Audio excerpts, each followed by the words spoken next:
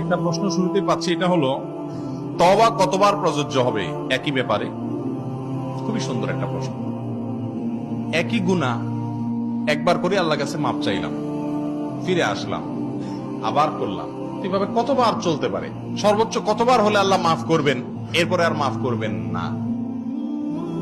এর উত্তর হলো, আল্লাহ রাব্বুল আলামিনের গুণবাচক নামের ভিতর একটা হলো তাওয়াব।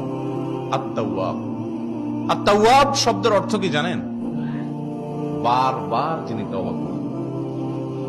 আল্লাহ রাব্বুল আলামিনের গুণবাচক নাম হলো আত-তাওয়াব।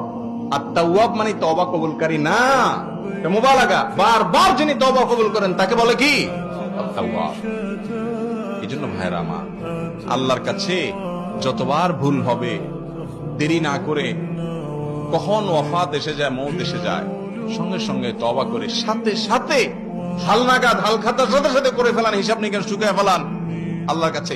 তওবার জন্য অজুয়া লাগে না ভাই। যেটা যত বেশি ইম্পর্টেন্ট, ইসলাম ওইটাকে তত সহজ করে দিচ্ছে। কারণ অজু করতে যাইতে যদি সে মারা যায়, তওবার সুযোগ না হয়।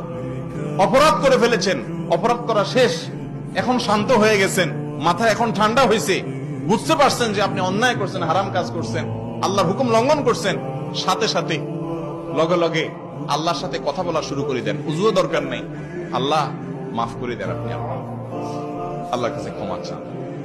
এরপরে একই ভুল আর যেন না হয় চেষ্টা করবেন। যদি আবারও হয়ে যায়, আবারও করবেন।